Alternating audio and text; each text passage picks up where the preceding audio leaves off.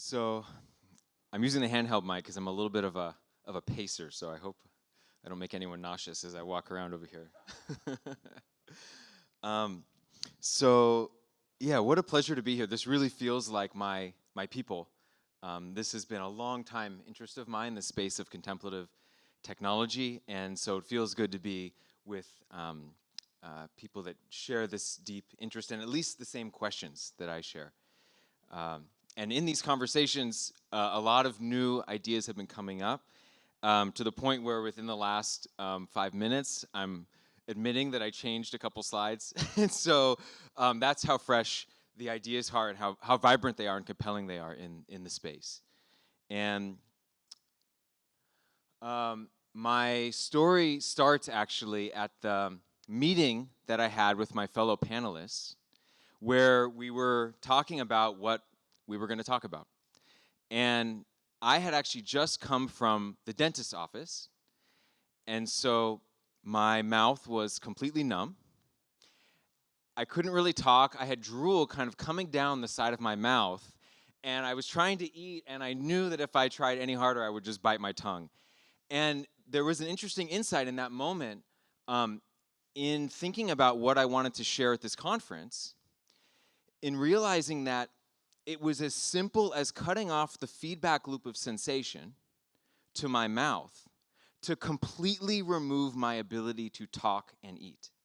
I could still control my muscles. It was the same mouth I've had my entire life. But once that feedback loop of sensation was broken, my mouth was like non-functional. And one of the things that is clear is that these feedback loops not only construct our sense of reality and our sense of self, our sense of who and what we are, but these feedback loops are, when severed, showing us that actually who we are is quite plastic. It's quite malleable. We think we're this sustaining, consistent thing, but we're actually not. And someone like David Eagleman, for example, who explores this concept of sensory substitution by playing with these feedback loops, can actually use sensors to measure sound in the space and then feed that back through vibration in a vest to allow people that are normally unable to hear once again. But they can hear through vibration. Similar work has been done to allow blind people to see through vibration on their tongue.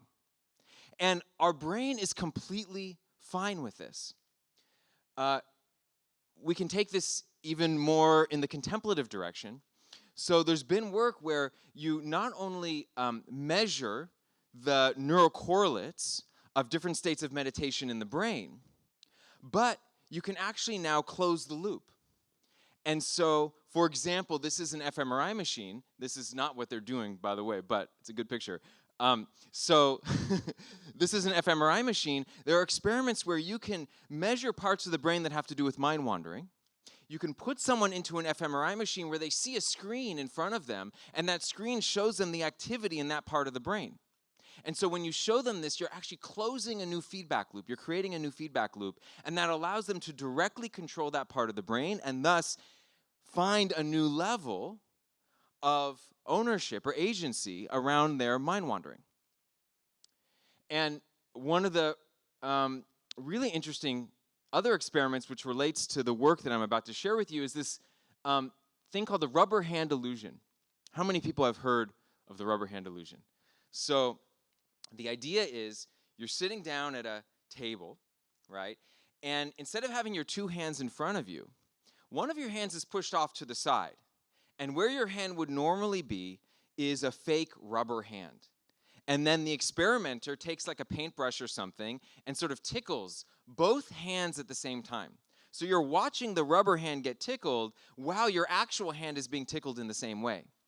And that's enough to create a new feedback loop to convince you that that rubber hand is yours, to the point where when the experimenter takes out a hammer, you shriek with fear because you think you're about to get pounded. But here's the interesting thing.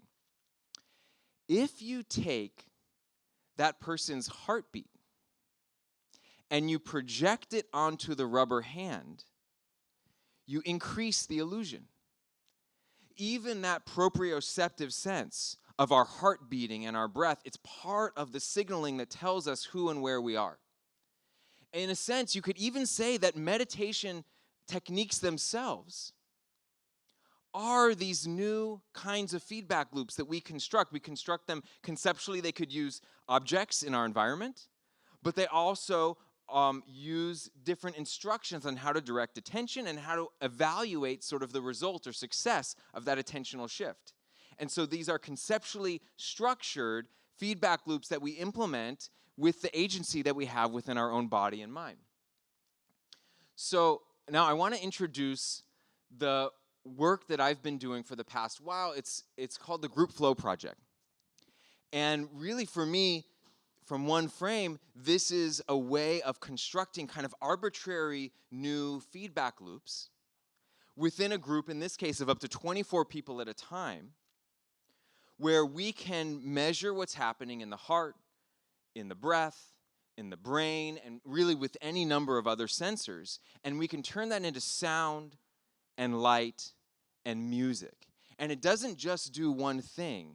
It kind of does an infinite array of things. It's sort of, you could think of it as like a group biofeedback design space. And so this is an image of a recent conference that we were at in San Francisco. And here you can see we've got 24 people in a circle. And each of them are wearing headphones, and so that means we can have 24 individual channels of audio, so everyone can be hearing something different. And then we've got 24 glass orbs that can be filled with light, and each of those can be completely different for each person. And so each person can have this very individualized experience. And in this case, everyone is wearing a sensor that measures their heart. And to kind of ground it a little bit, I'll walk you through an example of what this experience might be like.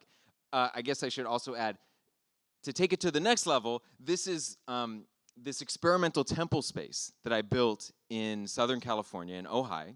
And so this allows us to not only use the individual glass orbs as feedback, and the headphones as feedback, and also you can see the PA system in the room. But we also have 500 computer-controlled lights spread throughout the architecture that can now represent the collective breath of the group or the synchronization of the group's heart rate variability. And so in a given experience, we might start with a guided, a facilitated meditation where someone connects to their own heart. And in this heart-centered meditation, they so far wouldn't be hearing or seeing anything, but they're deepening into that heart space. And as they're deepening into that heart space, they begin to hear the sound of their own heartbeat coming in through their headphones. And already for many people, this can be quite a profound experience. Often the only time we ever interact with our heart is in a doctor's office. And so this becomes a new channel, a new gateway to reconnect to ourselves.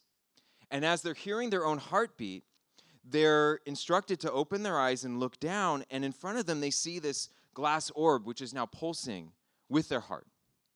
And instead of just grabbing this, what this has become is a kind of modern ritual where the facilitator would begin to guide them in imbuing this object with the sacredness of their own heart.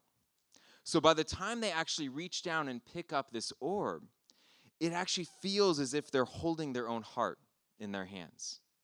And so now they're holding their heart, they're listening to their heart, and they're relating to their heart in a new way. And that could be emotionally, that could be from a perspective of compassion or connection. But now they're asked to turn to face their neighbor. And so now two people are facing each other. Maybe they're husband and wife. Maybe they've never met before. But now they're seeing this other person's heartbeat in this other person's hand. And as they're looking at each other, maybe making eye contact, they're guided through a process of actually exchanging hearts, offering each other their hearts. And so now they slowly shift hands And in that moment where the hearts trade hands, the audio also swaps. And so now each person is not only hearing the other person's heartbeat, but holding the other person's heart in their hands. And this is one example of maybe 50 or 60 different practices we've created over the years, probably with 24 facilitators from different traditions, from Zen Buddhism to Tibetan Buddhism to somatic healing to Neo-Tantra to movement and dance, from folks from a lot of different realms have all designed and created experiences with this technology. And this is the slide I made. Thank you, AI. This is the slide I made in the 5 minutes before our talk because there was a point I wanted to make, and it's come up in a few conversations. You know, I'm looking at Eve over here. I want to make a distinction between what I call biased and unbiased feedback. Normally, when we think of biofeedback, the way that it's usually structured is we're sensing something. Let's say it's your heart rate. And then there's a goal. The goal might be, let's say, to lower your heart rate. And so you hear a tone, maybe, or you see a light. And let's say the tone gets higher pitched when your heart rate goes up.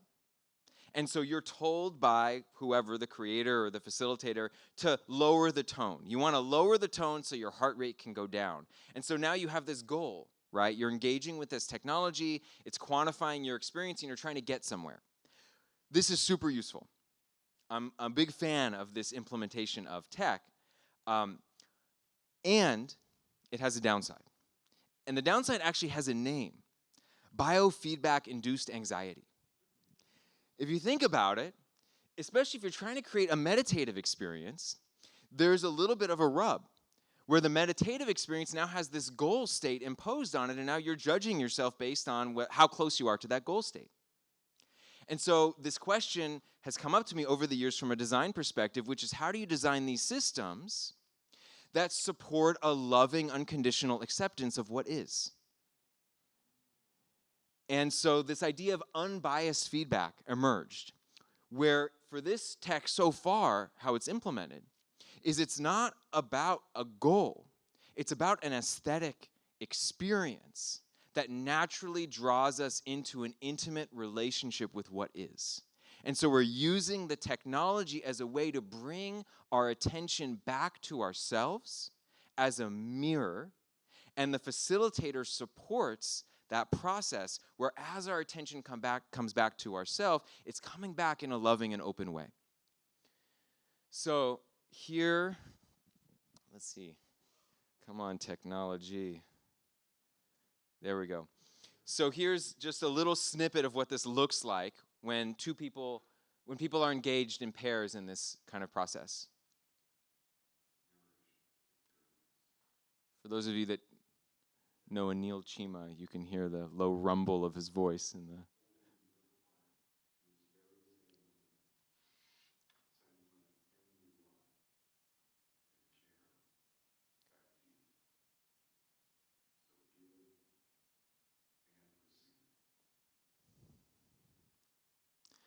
This is a moment of slight bragging. This was a demo that we did for one of the founders of Meow Wolf, who said it was the most impactful interactive technology experience he's ever had in his life, which I was kind of blown away by.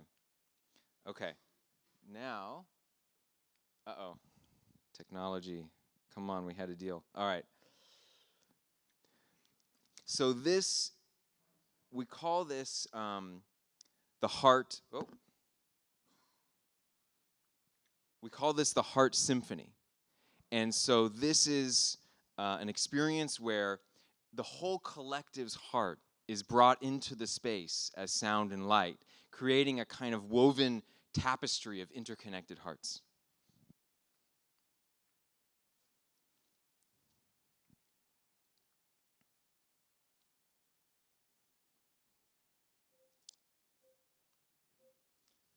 Start with one heart.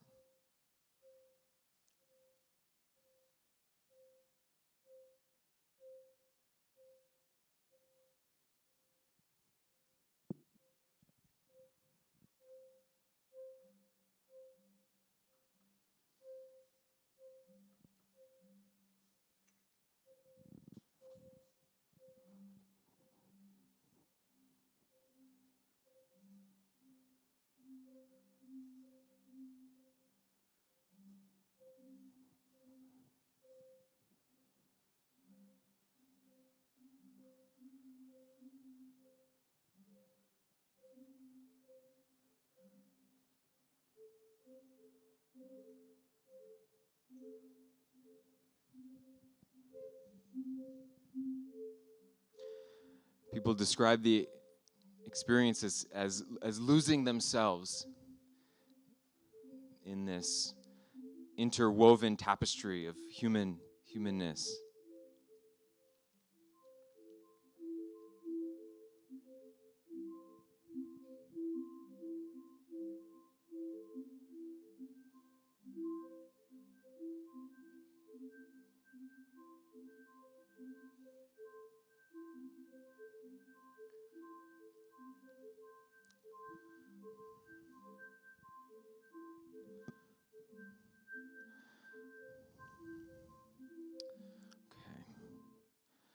I hope one day to hire a professional videographer so it actually looks better on the screen than in person, but right now it looks way better in person than on the screen, you can imagine. So really quick, I just want to go over some kind of future-facing stuff. So a big part of this project right now is taking traditional practices and translating them into the technology. And so Adam is part of one of these projects, David Germano, Nima, Ying, and we're taking the 5 elements practices, and we're actually mapping a different sensor onto each of the elements. So for example, water is measuring the flow of blood through the body, the heart. Air is, of course, measuring breath. Space is actually silence. We're using a microphone, so we can do this interplay between silence and then filling the space with sound. And so I could go on about that, but this is a really exciting design process that I think is important and really interests me right now, which is how do we think about innovation in relationship to traditional practices, where we still hold on to the deep, grounded lineage of that practice, but also imagine it in new forms. And then I'll mention briefly, we have a research project at UC Santa Barbara right now with Jonathan Schooler, where we're actually looking at group flow's ability to increase interoceptive awareness. That's the awareness of, the felt awareness of our body. And so that's research that's ongoing. And the last thing I'll mention, just because I'm so excited about it, is I just got back from 3 weeks in Bhutan, opening a technology and innovation lab inside of a monastery. And so this is, for me, kind of furthering this idea of this relationship between Buddhism and innovation. And the way I kind of opened this to the monks, and I think the way that I'll sort of end my talk, is in articulating, in my best clumsy way, the inextricable relationship between Buddhism and innovation. And that is that a core tenet of Buddhism is enacting care. And if we seek to care for someone, you can imagine maybe someone close to us, a family member, and we enact care, we do some action with the intention to care for them. But let's say that doesn't work. Let's say our effort to care, maybe they're sad and we comfort them in a way that actually makes them feel worse.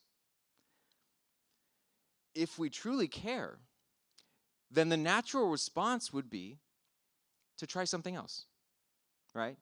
To say it in a different way, to care, to alter the way that we care in the way to meet them more deeply. That process of altering the way that we care is innovation. And so I hope we can see that in these conversations around technology, that when we talk about innovation at its essence in that, and then from there, it's more of a design consideration, an important design consideration, but a design consideration. Thank you, everybody.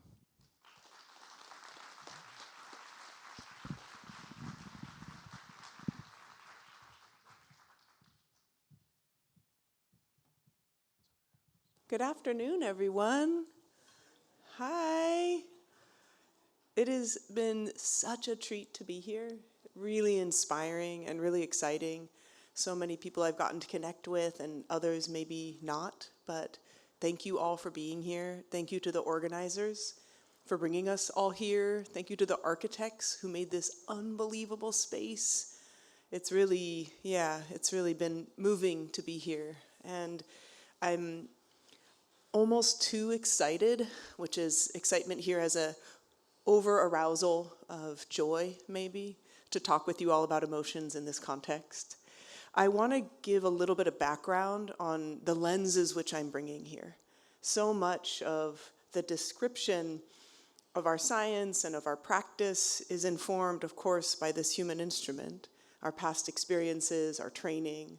And while I usually hesitate to do a big bio slide, unless I'm at a presentation that requires it, I do want to share a bit about myself with you all in the context of describing emotions. So much of emotions has to do not only with the present moment, but with the past. Some in our own lived experience, and some we've inherited from family, and depending on your worldview and cosmology, some possibly from lifetimes before. So at least in this lifetime, I feel like I've had a couple, to be honest. I started my career as a medical social worker in a level 1 trauma center emergency room. And that work was the most meaningful work of my life. So hearkening back to the presentation yesterday on meaning, that ability to be present with others, to feel efficacy in that. And that work also inspired me to look at what are the interventions that we can do for folks who work in frontline settings to help them sustain their compassion and integrity. It was clear to me that if stress was the only reason people became burnt out, every person in the emergency room would have been burnt out. And that wasn't true at all. We had a good time, actually, my colleagues and I. It was very collaborative. People drawn to that work have a sense of care and connection and even, humor around the difficulty of being with life and death. So when I went back to do my PhD work and then my postdoc work, I was interested in interventions that help people on the ground every day, managing their emotions, sustaining their compassion. I got to work in a juvenile jail setting and across a bunch of different hospital settings doing that work. And in the postdoc, I kind of inadvertently was introduced to how technology might help us not only collect data, it's really useful for collecting data, but actually as an intervention in and of itself. I created an ecological momentary assessment, you'll hear about that more later, and was able to track people's daily experience through their self-reflection. I was really inspired by that. I wouldn't have naturally considered myself someone who would be involved in technology, but life kept intervening. I'm very lucky to be a second-generation emotion researcher. I'm going to present a whole variety of views on emotion today, but I'm kind of showing my hand to say that I come from one lineage in particular. And we had this incredible experience where the Dalai Lama asked my dad and I to collaborate to create a project called the Atlas of Emotion that I'll also be sharing with you, which is an online tool to develop granularity, specificity in how we describe our emotion experiences, with this aim of being really accessible, right, for all people, which is, as Mikey knows and all other designers in the room, creating something for everyone is nearly impossible, but such a good intention to try to do so. Somehow or another, I found myself giving a talk for the Greater Good Science Center at Apple back in 2019 on meaning and emotion awareness. I gave these talks everywhere, but they were intent on creating products for well-being. So I ended up spending 4 years there and helping them ship 5 products related to well-being. First time Apple had ever created such a thing. It was really fun.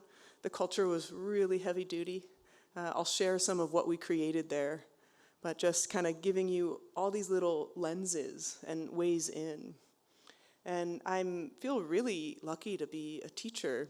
It's actually really hard for me to not use my time here to engage all of us in a practice of self-reflection on emotions. Because I know that in 15 minutes, you all would feel so connected to one another to reflect on your experiences of frustration and anxiety and loneliness, and that you can unpack it so quickly and find that universal shared experience, but that unique insight to your own as well. So we'll do just like a minute of it. And at another time, hopefully, we'll go further into it. I also am a researcher. I'm a social scientist. And again, with this panel, we could probably stay here for about a month. given all the overlaps of our ideas. I've gotten to study this practice called feeding your demons, that some of you know is an adaptation of the Chud practice. I've also done research on psilocybin in different areas to deal with chronic stress and existential distress. And most recently been working across UC campuses to do a mindfulness program for our undergrads and help them manage the eco-anxiety that's so prevalent. So there's a little bit of the things. So let's start, with this slide that sadly is cut off, but that's okay. This is a quote from Shantideva. Any Shantideva fans in the room? Guide to the Bodhisattva Way of Life, highly recommend. Beautiful way to understand how we can become true warriors of compassion, how we can dedicate ourselves to the well-being for all by actually cultivating and calibrating this inner instrument to do so in a meaningful way. And this word klesha, often translated as emotion, there's such a beautiful, rich debate on the language of emotions in contemplative science. So coming from different traditions, what does this word emotion mean? And klesha sometimes is translated as defiled emotion, disturbing emotion, and this idea that anger, desire, and ignorance, it says they are not found in any form, yet they enslave the world. Who could imagine a greater demon? Anybody feel like that about their frustration sometimes? Yeah, anxiety. It does feel, right? And I was curious thinking about Andrew's experience in the dark, right? Where there's no outer stimulus, but we can tell from the testimonial that for sure lots of these emotions arise. So the emotions are arising from, all these different ways. And Shantideva, I love his writing. It's so dramatic. And he says, that these emotions are kind of like a wild elephant trampling over the very seeds of our own happiness. So that's one view. And then there's another view coming from Guru Rinpoche, Padmasambhava, that these 5 poisons or these kleshas are not to be rejected but recognized. So turned towards, again, Andrew really beautifully guided us in that this morning of turning towards, not repressing.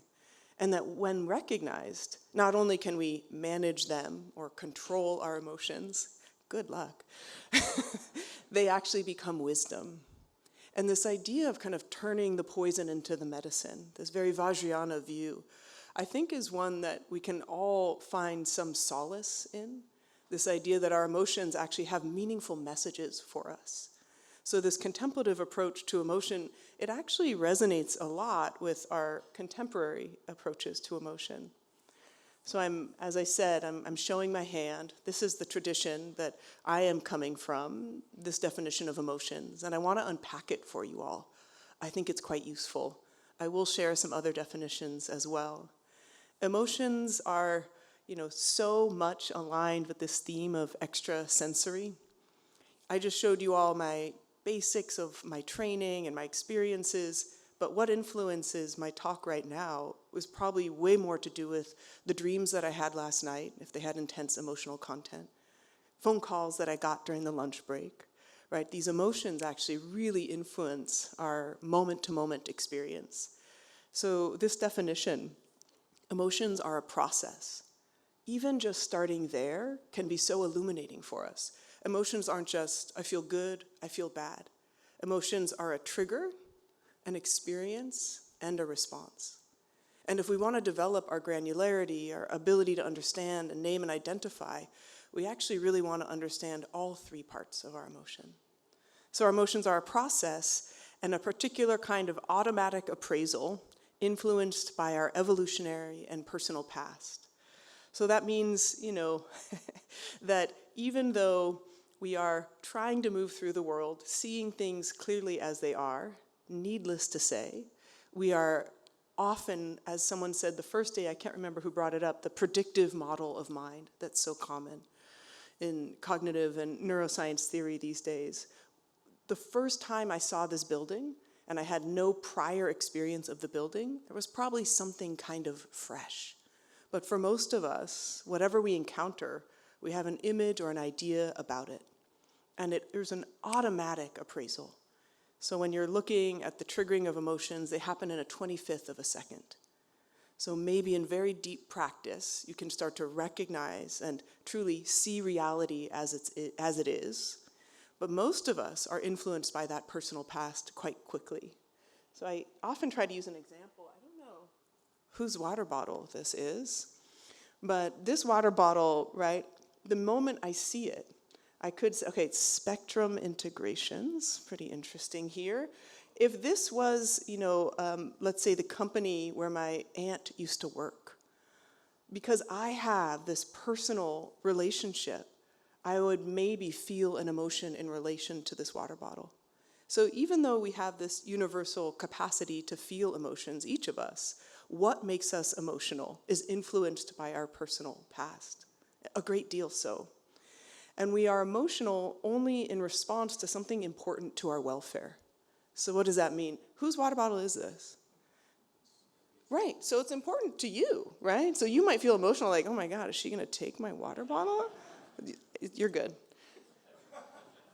So our emotions are in response to something important. What's so amazing is there's still fundamental questions in emotion research that are not known.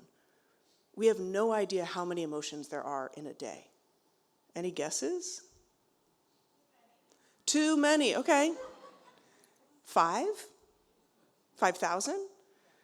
In some research, which my dear friend and kind of godfather of science, Cliff Sarin, says, he is circumspect, but there is some research suggesting that we have at least 5,000 thoughts a day. So my guess is, if our thoughts involve us or someone else, often there could be an emotion there as well.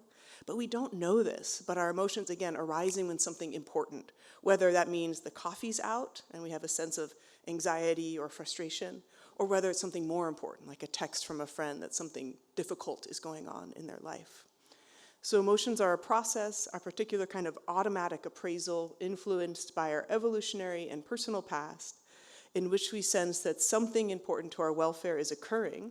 And then importantly, as many of you have noticed and noted in your talks, that there's a set of psychological changes and emotional behaviors that arise. So emotions aren't just cognitive, they're embodied, and they actually have efficacy. They move us through the world. So this is, again, a quote, my dad, Paul Ekman, Bob Levinson, another kind of foundational emotion researcher, and some may know James Gross, also from Stanford, who studies emotion regulation. Now, many of you will not be surprised to know that there is debate in the field of psychology. There's great debate in the field of psychology around emotion. And while the view I just presented to you is sometimes called the basic emotion view or the discrete emotion view, there is a circumplex or constructed view. So this is, emotions are an embodied representation constructed by the brain's predictive process, where the brain uses past experience and current sensory inputs to create meaningful interpretation of the body's state and its surrounding. So in this case, we're noticing signals in the body and creating a story about emotion based on context, based on what's happening in the moment, right? So this is, I don't want to go into deeply how intense this debate is, but I hope you can see the difference, right? Something more intrinsic, automatic, versus something a little more constructed. However, there's actually quite a lot of overlap in these views, which I want to highlight, especially in the context of how do we use what we understand about emotions from various areas of research and contemplative practice to help us build emotion awareness through technology. So in this view, it's really interesting, the meaning making, the storytelling is really primary, and I love that. Also, the somatic is so important, that we can have sensations in the body that may or may not be emotional, but then we create an emotion experience by imposing that upon them with story. Then there's another quote here I love. Some of you may know Dacher Keltner. He's the founder of the Greater Good Science Center, where I've been located for many years, off and on, as either director of training or building curriculum for them. And he says, emotions are signs of our commitment to others. They're encoded into our bodies and brains. Emotions are our moral gut, the source of our most important moral intuitions. And I love Dacher's emphasis here, that our emotions are we're hardwired head to toe for empathy. And empathy is often occasioned by a strong emotion that we experience when witnessing suffering or enjoyment of another being. This has a nice resonance, too, with some of the contemplative approaches in which we see these, what are called kind of beneficial or positive mind states, the 4 divine abodes or the 4 Brahma Viharas, cultivating these qualities of loving kindness and compassion, empathetic joy, and an ability to hold them all in equanimity.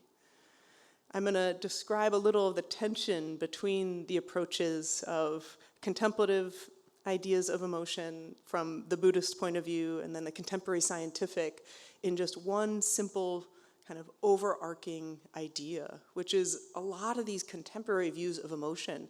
We're looking at each emotion individually, just one emotion at a time.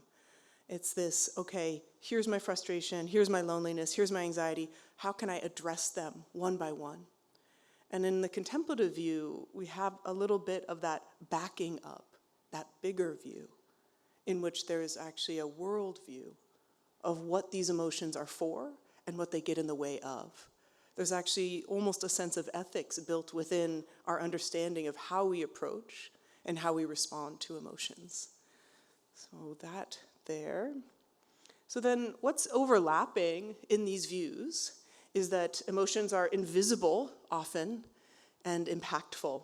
I will say that you can identify 27 different emotions through vocal tone alone. So things like,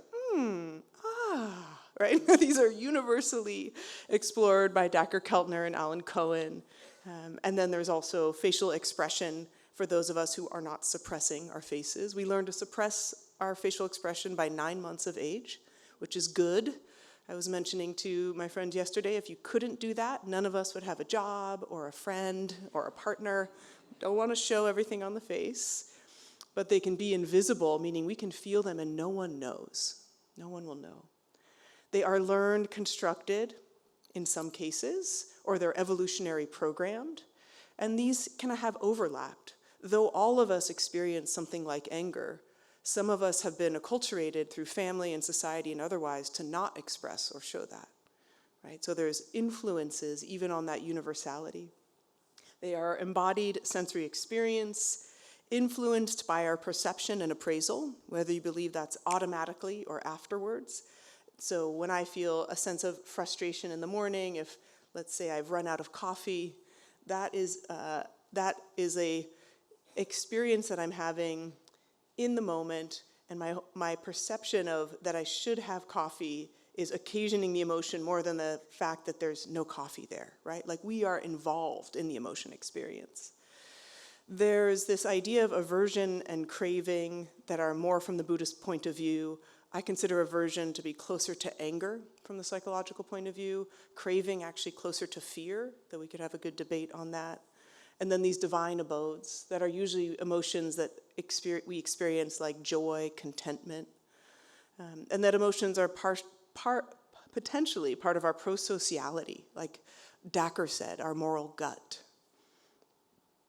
There has been, in this field of contemplative science, which I really grew up in, there has been an attempt to bridge these two ideas.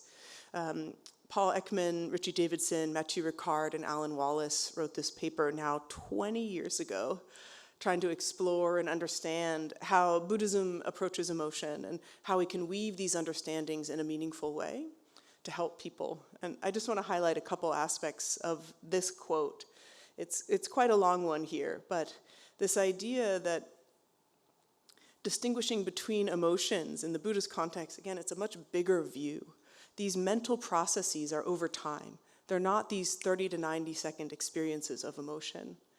And that there's a real purpose, as I was mentioning, of why should we identify these emotions, that we need to actually learn how to understand them introspectively, and that in that way we can start using and making these kind of difficult emotions possibly into something beneficial. Okay. So that's a little bit of the overarching. I want to share with you a little bit from this Atlas of Emotion project and how I think we can use an understanding of emotion to build self-awareness through technology specifically. So what we see on the top here is some stills from the Atlas site. And you see here the precondition, the trigger, and the database. Precondition is usually your physiological state. So here it says low on sleep, you could be hungry, you could have had already a lot of emotions that day. Our precondition could even be the context. Are the shades up, are the shades down? The experience, right, is a friend getting upset with you.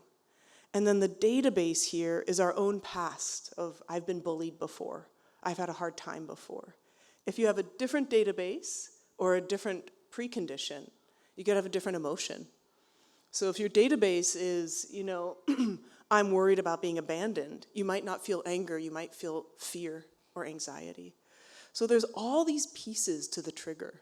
And bringing awareness to all the aspects of emotion is something that most people don't do naturally. Our emotions, again, because they're triggered in a 25th of a second, they last 30 to 90 seconds. Self-reflection doesn't always have a moment to get underneath it. And so as we bring awareness, we also start to notice these bodily states and experiences, and then we can identify what are the ways that we can respond that are constructive or destructive. So we don't really use the term positive or negative emotions in the context of contemplative science, because anger can have a very constructive response. It leads to activism, it leads to fighting injustice, right? So we're really looking at how can we respond in effective ways. That's our goal with developing emotion awareness. So this is just a little bit here. I think the video will work, but you can go, not right now, but after online, the Atlas of Emotion. We actually launched it 9 years ago. Next year we'll be doing a series of celebrations to kind of highlight some of the new aspects and translations of the Atlas. But the goal was really just developing a vocabulary, recognizing all of the language and words and how that language and words can help us understand ourselves and each other. And here we go. And then I mentioned ecological momentary assessment. It says ass, which is pretty funny. But actually it's assessment. It's a very different kind of study. The way that you use ecological momentary assessment is asking people throughout the day about their experience. And just asking people throughout the day about their experience improves your well-being. Even without an intervention, without doing anything else, just how are you? How are you? Why are you feeling this way? What's going on? So just occasioning that self-reflection. So I did this work as a postdoc, and then I did this work at Apple. If you have an iPhone, it's in your health app. It's deeply buried, sadly. I think our press release was not so hot, so most people haven't found it. But this way of recognizing and assessing your emotions every day. This is a bit of an eye chart, this next chart. But I wanted you to just see where we are in the world of sensing emotions. We have wrist wearables, we have EEG headbands, we have some HRV biofeedback. I actually really love the voice biomarker option of being able to recognize affect through vocal tone and what people are actually saying. So you're listening to people throughout the day. And these are all promising. And this is like Mikey was talking about our conversation yesterday, the tension of there's such an opportunity with sensing, but there's also a potential for real flattening. So I'll show you some of my own data. This was a day where it says that I was stressed for 2 hours. I went out dancing. But what it shows me is just such a simple level of arousal that it looks like I was stressed for 2 hours. And that doesn't mean this is a bad technology. It means that it needs my input. And so I feel very passionate about this kind of, co-relationship with technology. Can it help us with awareness, not kind of override our awareness? And then the models that we have of emotion, I spent so much time on that because what we believe about emotion then influences what we program into these technologies and what they reflect back to us. So if you reflect into the technology, there's only feeling positive or negative. You're going to have a very different experience to what triggered you, how did you feel, how did you respond. So these are some of my feelings. And then finishing up here, so this idea of how do we augment versus override awareness of emotions. This is something I hope we get to talk about in the panel. There's so much opportunity, and Jesse and I are really excited about creating some EMA and ecological momentary assessment that has that kind of co-creative feel with your technology, as opposed to you're listening to or being told. And so just as a kind of closing up here, this idea, this is from Richie, this kind of beautiful description of why we want to manage our emotions, why we want awareness, is to have this resilience. And this idea that resilience is being able to display emotions that are context appropriate, having the capacity to recover quickly and shift to whatever next context may afford. Again, this is a microscope view. Our in-the-moment experience of emotions, really important. We can use those and then kind of deeply look inside of what are these habits and patterns? What's in the database? What are these long-standing ideas or views about ourselves or the world that are influencing our momentary emotions every day? But we really also need this kind of larger telescope view. It's always good to end on Longchenpa. So when the kleshas arise, they are none other than the play of awareness itself. If you neither suppress nor follow them, they self-liberate into clarity. I'm not sure I've ever self-liberated an emotion, but I will die trying. I love this. I love this. And I would use whatever technology was available to try to have that, more fluid and gentle relationship with this intense tug and pull of our emotions. So I think, yep. Thank you.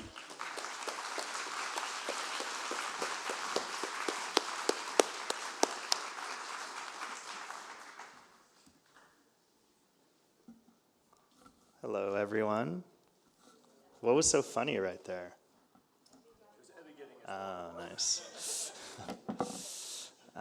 Okay, so I'm going to talk about tulpamancy. I want to just get rid of this. Which is a kind of technology, but a technology of the mind, or you could say a technology of the imagination. And basically, it's a practice of creating an invisible friend. And it's a technology of the senses as well, but not the outer senses. So it's extrasensory in the sense that it animates the inner senses, the senses of the imagination. And it's also, I'm kind of just trying to connect it to the themes here. But the emerging quality of this as well is that this is actually, it's an old thing that humans do in all kinds of contexts around the world, but this particular form, this idea of tulpamancy as it exists today, actually has only existed for like 10, 15 years. And so it really is this kind of new form of relating to our minds that could have some interesting possibilities. Oh, how do I? You might just need to click on it to make it more active. Okay, so we see this kind of thing all the time. So kids create imaginary friends, and it turns out there's all this psychological literature on it. Marjorie Taylor was really the pioneer of this work, showing that's actually a really healthy thing for people to do. You should encourage your kids to do it if they're into this. And then you also see in spiritual traditions all around the world, people trying to come into relationships with invisible presences. So my postdoc mentor, who a lot of this work was done with, Tanya Lerman, she's done a lot of work studying how evangelical Christians pray, and they try to actually hear the voice of God speaking back to them, like with their ears. And so she came up with this idea of prayer, and you could think more like prayer as a very big category, as a kind of inner sense cultivation, that you're training your mind, you're training your attention to actually vivify the inner senses. And she's shown that you can kind of randomize people to pray in different ways, and if they pray in this imaginal way, they'll actually have a more vivid personal relationship to God after a month. So tulpas. So this is a word that comes out of Tibet, but it really comes to us through a theosophical explorer in the 1920s, Alexandra David Nail, who went to Tibet and wrote this book about her experiences. And she describes at the end of the book creating this tulpa, this magical being who actually materialized into physical form and started causing all kinds of trouble. And then she had trouble, like, how do I deal with this? And so tulpa is this, Tibetan word, mancy is this Greek word, and then through the theosophists, we get this idea of tulpamancy, this kind of practice of conjuring a being with our minds. Now, so in the Tibetan context, I'm actually working with Michael Sheehy here to kind of unravel what does this actually mean in Tibet. And I hung out with different Tibetan Buddhist scholars, and a lot of them told me, like, this isn't really a thing, actually. Like, we don't really know what you're talking about when you bring this up. But then Michael was like, no, actually, this is a thing. It comes out of the dream yoga tradition. And in that tradition, as we've heard a little bit about, the idea is that you use the dream state as a kind of very malleable state of consciousness to play with your perception in different ways and understand the process of fabricating your perceptual reality, right? So you do things like you try to multiply objects in the dream and dissolve objects in the dream, and one of the things you do is you conjure or emanate a tulpa, which could be like a clod of dirt, or it could be a cat. So there's things like if you encounter, one of my favorite ones, if you encounter a mouse in your dream, you tell yourself, this is a dream mouse, and I must tame it by emanating as a cat. So you're basically, you're using, tulpa is actually both a noun, it's the thing you conjure, and it's also a verb, to tulpa. So you actually emanate things into the dreamscape that aren't there, and you kind of become those emanations as well. Now, the flip side of the dream yoga is that there's these illusory form practices in the waking state, so that when you're awake, you use your imagination to actually play, even though I guess it's a little bit harder because the waking world is a little more stable, maybe for good reasons. But you play with your imagination to actually conjure entities even in the waking state. You can play with tulpa practices. But in all the cases in the Tibetan Buddhist tradition that we've come across, you're always eventually doing this process where you conjure and then you dissolve the tulpa. So it's always about understanding the way that your reality is constructed, but then kind of ultimately undergirded by an open emptiness. Now, people on internet forums in 2011 started reading about these practices, and it started on 4chan, which is this kind of anonymous message board, and then really got picked up in 2012 by the Brony community, which are people who are really into this TV show, My Little Pony. And basically, they were very interested in becoming in a deeper connection with the characters in this show, because apparently these characters are like very meaningful to them. And so they use these tulpa practices to do all kinds of like hypnotic techniques and meditative techniques to actually make the ponies that they love feel more real to them. But whereas in the Tibetan context, you're always trying to dissolve the tulpa, for the tulpamancers in this kind of modern Reddit culture, you're trying to make the tulpa as real as you possibly can, so real that it actually becomes a real friend for you who lives in your mind. So this is like the official definition from one of the main tulpa websites. Tulpa is an entity created in the mind, acting independently of and parallel to your own consciousness. It's able to think, has their own free will, emotions, and memories. In short, a tulpa is like a sentient person living inside your head, separate from you. And what's really cool about this community is that there's all these open source guides. So if you go online, you can read all these different guides about how you can do this yourself. And the encouragement is to kind of play around and see what works for you and just like piece things together. And the idea is like, it's like a disciplined, rigorous kind of practice. And so there's really two modes. We did a lot of interviews with tulpamancers, and we found that you could decompose the practice into two things. So one is this inner sense cultivation, which is a very active thing, where you're kind of taking time out of your day, meditating, and trying to visualize the form of the tulpa or hear its voice. But then there's this other really important process, which is you basically have to just go with it. And you have to assume that it's real. You have to suspend your disbelief and just speak to this being as if it's already conscious. And even if you feel like this is silly, I mean, like, come on, this is just my own mind reflected back at me. You just have to try to bracket those thoughts, go with the process. And some people, more and more people don't even necessarily take time out of their day to do this. They just kind of go about their day having the feeling that there's someone there with them and just kind of narrating their day to this being with them. And what eventually starts to happen, as some tulpamancers say, you speak into the void, and then eventually the void speaks back. So this is an example from one of our tulpamancer participants who had been practicing for a few weeks and wasn't really getting a response, and then one day he was folding laundry, and his tulpa said something. She said something to me. It was a full sentence, and I dropped the clothes I was folding. I was so surprised. I asked, "Is that you?" And she replied, "Yeah, of course it's me." And this person went to sit down because they were so shocked and surprised by this moment.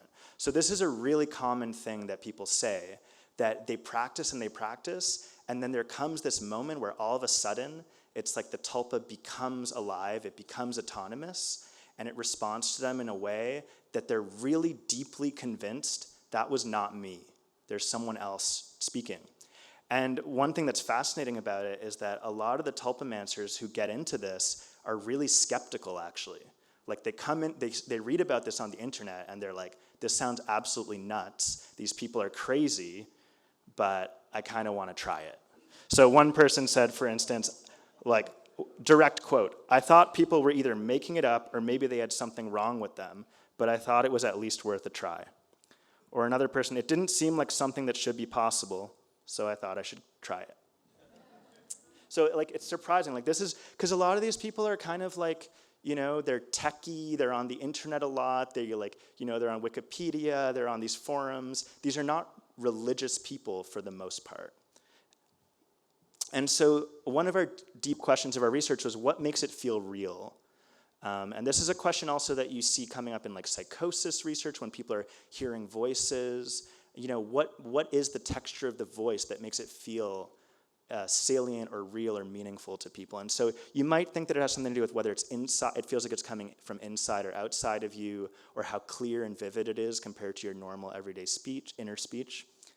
But what we find is that really what tulpamancers focus on is this kind of mysterious quality that it just wasn't them doing it. It's this involuntary feeling. So the tulpa's voice might not be louder than their normal everyday speech. It might not feel like it's coming from outside. It often feels like they're kind of sharing the same space of the mind. But there's just this intangible feeling that it's not you doing it. So we wanted to get to the bottom of this in the brain. I don't really identify as a neuroscientist, but you know, I try to pay my dues a little bit. So what we did is we brought in expert tulpamancers, and one of the things that they do, one of the most advanced practices that some of them get into, is they become possessed by their tulpas. So they invite their tulpa to actually take control of their body and move through them. And so what we did is we brought them in and we had them do a writing task in the fMRI scanner where they basically just had like a random word presented to them in headphones, like the dog. And then the task was to finish the word in their, or finish the sentence with just some spontaneous, simple sentence, and then write it down. And so we compared just voluntary writing to a condition where we asked the tulpas to possess the body and write for the person. And then we had a control condition where we asked people to imagine that someone like their mom or a good friend was guiding their hand. So that was a way of controlling for like imagining another person and kind of trying to let go and have the feeling that someone's writing, but crucially not actually having the feeling that there was really some other being taking control of your body. And so our hypothesis, we really centered our analysis on this specific region of the brain called the supplementary motor area, and we did that. It's an area that sends action plans to the motor cortex so that then the brain can basically send signals to the muscles to actually act. And this is an area where up to like 6 or 8 seconds before someone even knows which action they're gonna make, like if they have to press right or left button, totally arbitrary, you can tell even before they themselves know which button they're gonna press, you can tell from this area which one they're going to do. So it really seems to be like almost like the seat of volition in the human brain. And if you do things like target it with brain stimulation to disrupt activity in this area, people will have experiences where they feel like they're moving, but they don't think they're in control of it. Or, or if you hypnotize people, you can have them experience that they're having movements that they're not in control of, and then you see deactivation in this area. So we thought that people were maybe, during these possession experiences, actually modulating activity in this area and turning down this key neural correlate of the sense of agency. And so, long story short, that's what we found. And so I'm going to try this cool spotlight thing. Oh, wow, okay. So this is the area that the red is basically the area that we looked in the brain at. And then what we find in both the blue and the green are the two different contrasts between the conditions. So basically this is showing deactivation while the tulpa is possessing them in this area. And so here, this is kind of annoying. Okay, so here you can see in the control over the hand, which is their subjective ratings, you can see that when the tulpa is in the tulpa condition, they say that they have way less control over the hand. And you can see a really similar, nice matching pattern where in this pre-SMA area, it's reduced and it's specifically in the tulpa condition. And then these bottom maps are just the whole brain maps for any neuroscientists in the crowd who want to see how the whole brain is responding. So we were also curious, is this just a tulpamancy thing? And so we actually did a study on catching the Holy Ghost, as Jovia talked about yesterday. So here we brought in Christians who do this practice where they speak in tongues, and it seemed like a very similar phenomenology where there's this being that kind of, well, the being in this case is the Spirit of God coming into their body and praying through their own mouth. And so we compared speaking in tongues to a kind of regular type of prayer where they're just praying in English and it's an improvised worship to God, and then a really highly rehearsed, memorized prayer where they're repeating the Lord's Prayer. And what was really striking to us is that across these totally different groups of people, in one case they're writing, the tulpamancers are writing and the Christians are speaking, we see the exact same part of the brain being deactivated in these conditions. So it's just like strikingly the same exact spot. And so, make of that what you will. So yeah, I just want to come back to this idea that many tulpamancers start out skeptical, but they really, almost all of them become really convinced that the tulpa is not just like an autonomous part of their mind reflecting back to them, but that the tulpa actually has its own subjective experience. So 93%, we did a larger scale survey, 93% of tulpamancers said that they thought their tulpa was sentient. And when we talk to people, they have all kinds of really sophisticated ways of trying to think through in what sense is the tulpa real. And so these are just some examples. She's absolutely real, just not physical. She thinks, therefore she is, coming back to Descartes. So there seems to be something really deep going on here where it might actually be that the human mind, the human brain, the human body can actually generate multiple streams of subjective experience at the same time. And doing that seems to have a lot of actually positive benefits for these people. So, because sometimes people say, like, doesn't this just sound like they're basically becoming psychotic? They're inducing dissociative identity disorder. And it's true that for some rare cases, it kind of goes a bad way. But for almost every case that we encountered, and certainly everyone we spoke to, this is something that they said, like, helped them with really deep depression, like talked them down from the edge of suicide, helps them find their keys, helps them program better, helps them write better, make decisions. And so people were really like, this is something that we need to share with the world. Like, this is a powerful thing that has radically transformed my life for the better. And this is just a shirt that our first participant came wearing this shirt to the lab. And I thought it was cute. Okay, so take-home messages. You don't have to believe in spirits, gods, or any kind of unseen world to cultivate these kinds of vivid experiences. And I think for me, as someone like raised in a pretty much atheistic household, like I find it hard to know what to believe in, but I'm very interested in the feeling of enchanting the world. And so that's what drew me to this practice. And the idea that even without any kind of belief, the imagination, if you attend to it in the right way, it starts to actually become more alive. It actually starts to come alive, and even to the point where it starts to feel like your own space of your own mind includes presences that are vividly alive that are not you anymore.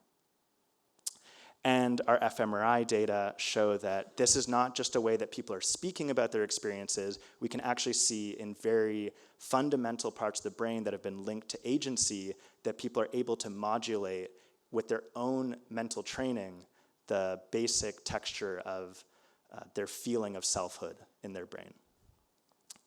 Thank you.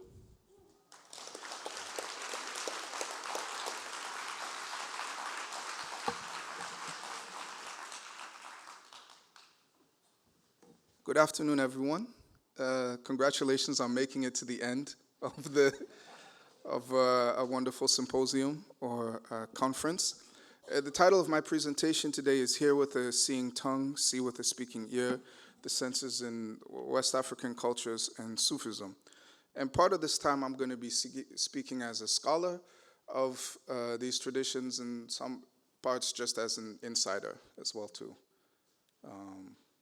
Okay, the title for this comes from a famous hadith or saying of the Prophet Muhammad, in which he says, God spoke through his tongue and says, my servant doesn't cease approaching me through obligatory acts, and he keeps approaching me through supererogatory acts until I love him. When I love him, God says on the tongue of the Prophet, I become the hearing with which he hears, the seeing with which he sees, the hand with which he grasps, and the foot with which he walks.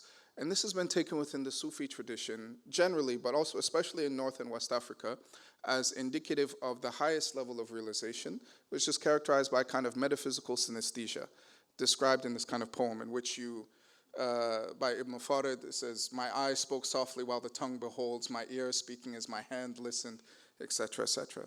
We'll get into this more later. So I'll first talk about general West African sensoria in just kind of a general cultural sense, then discuss the senses in Islamic philosophy and Sufism, and then discuss, interestingly, this phenomenon. There's this technical term in Sufi discourse called al-fath, the opening, and it has lots of sensory implications. So the opening of senses in Sufism in West Africa. Okay, so West African sensoria. As my colleague Greg Goring alluded to earlier, the sensoria, this kind of structuring of the senses that we have, is not, of the five senses, is not culturally universal. There's been a lot of work done in the anthropology of senses in West Africa, particularly one of the most famous book by Geertz, Culture of the Senses, among the Anlo Ewe people, describing their sese-le-lame, their sensoria, which her interlocutors, she described on the basis of her interlocutors as a panoply of sensory emotional experiences. Notice the sensory and the emotional are not separated there. Signals and perceptions, distinguishing it from, in her words, ontological traditions that emphasize atomization, fragmentation, and categorization. One of the main takeaways from her work amongst the Anlo-Ewe people in Ghana and Togo is the sense of agbagba dodo, which is like a sense of balance or kinesthetics, is included as a sixth sense when people talk about it. It's extremely important. When you're a child, being able to stand up and start developing this is a sign of you achieving humanity and being able to sense and feel things in the world like a normal human being. And so people who don't have that sense, it's a big problem in that culture, or don't have a good sense of that. Relatedly, in neighboring cultures like the Yoruba, where my family comes from, there's a sense of timing or appropriateness. So knowing when to say, what to say.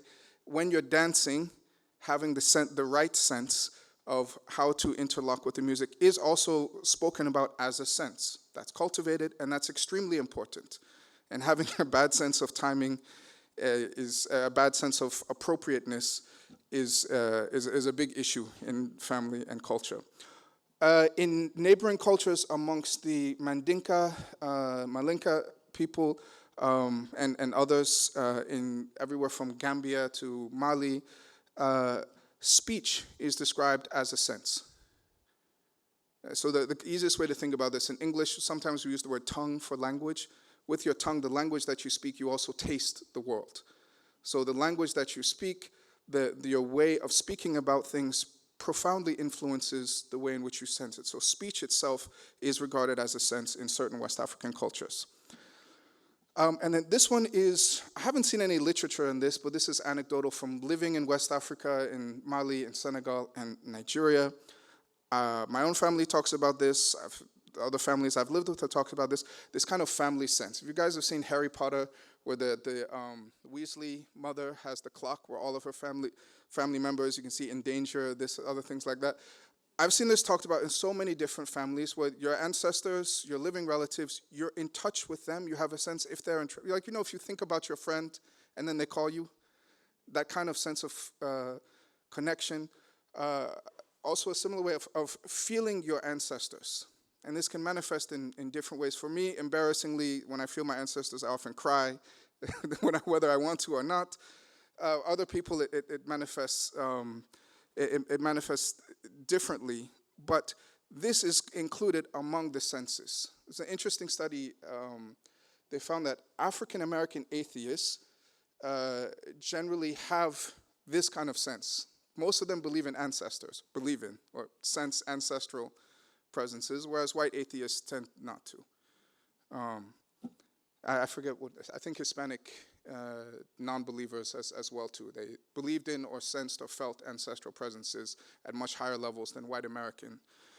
So this family sense is among the sensoria in a lot of West African cultures. Again, this is more anecdotal. I don't have any research on this. This is just from my own experience and then experiences living in various cultures in West Africa.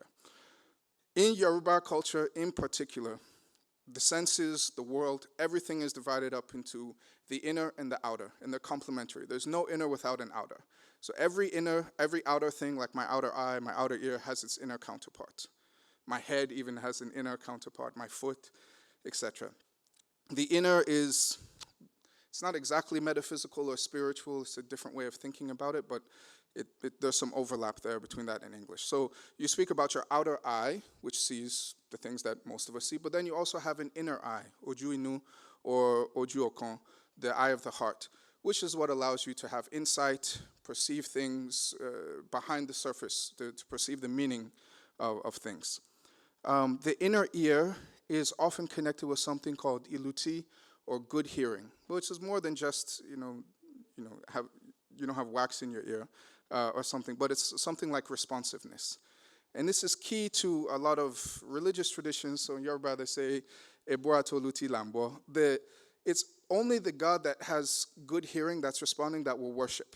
Right? So it's only the deities with whom we can converse that will worship. So when Islam and Christianity come to this part of the world, it's those forms in which you can have a back and forth relationship with God that tend to do well. So Sufism and then these kind of more evangelical Pentecostal forms in which, as we've seen, you have this kind of more back and forth dialogue. The senses in general, as Professor Ekman was speaking, I was like, yeah, how do you say emotion in Yoruba? I can't think of how you say, and I looked it up, and it's imolara, which literally just means knowledge of the body, or knowledge in the body. So the senses, emotion isn't talked about as something different from feelings. And in general, the way it's spoken about is something is happening to your inside, to your inu, which can also mean your stomach. So if you want to say, I'm hungry, you say, hunger is killing me. If you want to say, I'm hot, you say, orumumi, the sun is drinking me, literally. So there's the sense that the human being is kind of a confluence of all of these forces that converge in the body, which has both an outer and an inner aspect. And that inner aspect, the felt aspect, is emotion, sensation.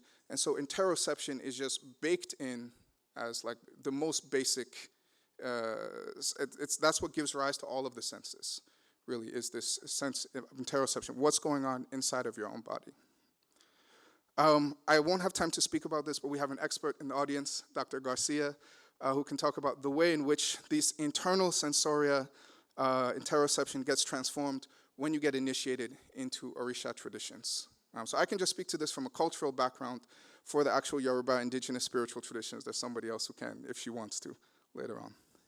Okay, turning now to Islamic philosophy, which has a very long history in the West African region going back to the 10th or 11th century. Ibn Sina, around that time period in the 10th century, came up with this notion of 5 internal senses in addition to the 5 external senses that we're used to. And he located them in different regions of the brain. And then it was translated into Latin and influenced medieval Christian philosophy. So the first is the Hish Mushtaraka, the sensus communis in Latin, the common sense, is what connects all of the sensory data and combines them together to make the movie of life experience, right? The sound goes with the sight, goes with the touch. Then there's sense memory, a khayal that takes the different sensoria things and holds them in a kind of short-term memory. Then there's wahm, which is translated in Latin estimatio, estimation. It's what allows, let's say, a sheep to see a wolf and perceive it as dangerous. How does a sheep just from jump know that before it's experienced the wolf biting, know that it's dangerous? And also allows us to have these kind of intuitive leaps. Then there's creative imagination, a takhayul, which allows us to recombine sensory images that we've stored in our sense memory data to create fantastical things like My Little Pony, tulpas, and whatever. And then meaning memory, dhikr, which allows you to, once you've extracted the meanings from these sensory things, store that in long term. Interestingly, for Ibn Sina, he often describes the aql, or the intellect, as a sensory organ. It's the intellect, but it's sensing, it's perceiving pure meanings from this intelligible world, which ultimately flow down from the divine reality, what he calls a faid al-ilahi, this divine flow from the divine one to the world of intellects and pure meanings, then down to human beings' intellects, which, assisted by these other faculties of the body and soul, can receive knowledge, and through the reception of knowledge become perfect. So that's Islamic philosophy. Somewhat related is the discipline of Sufism. So I mentioned this hadith before, which is often used to define Sufism. Doing what has been enjoined upon you is following the Sharia. Then some people take it a bit further and do extra acts of worship, which constitutes the tariqah, or particular Sufi paths. And the goal for that is to achieve the haqiqah, the reality, in which God is the hearing with which you hear, the sight with which you see, the hand with which you grip, and the leg with which you walk. Now, what is that actually like for God to be your leg? Another characterization of Sufism you find, especially in West African texts and disciplines, is most of us are in a state of separation. That is, we see things, we don't see God. You do these practices, you can achieve a state of union in which you see God, you don't see things. That's also sometimes called annihilation, but you can't drive a car, you're annihilated, you can't tell the difference. It's all God. A truck is God, your wife is God, your kids are God, everything's God. You're not really good for much. That's not the end goal. The end goal is the union of separation and union in which you see things in God and God in things. Okay, so what does it actually mean to do that? Another schema is sometimes called the 4 journeys. The journey from creation to the real, one of the names of God, the journey in the real, the journey from creation to the real, and then the journey in creation with the real. And so the Prophet was said to have completed all these 4 journeys. And he said, if it were not for the excess of your talking and the turmoil in your hearts, you would see what I see and hear what I hear. So what does it mean to see what the Prophet sees and hear what he hears? We have some interesting testimonies from that.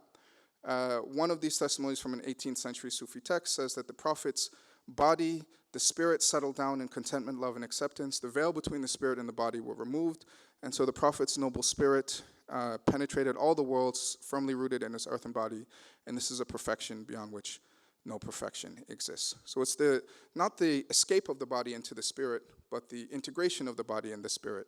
That's understood as perfection. Okay, so what is it like if God is your seeing?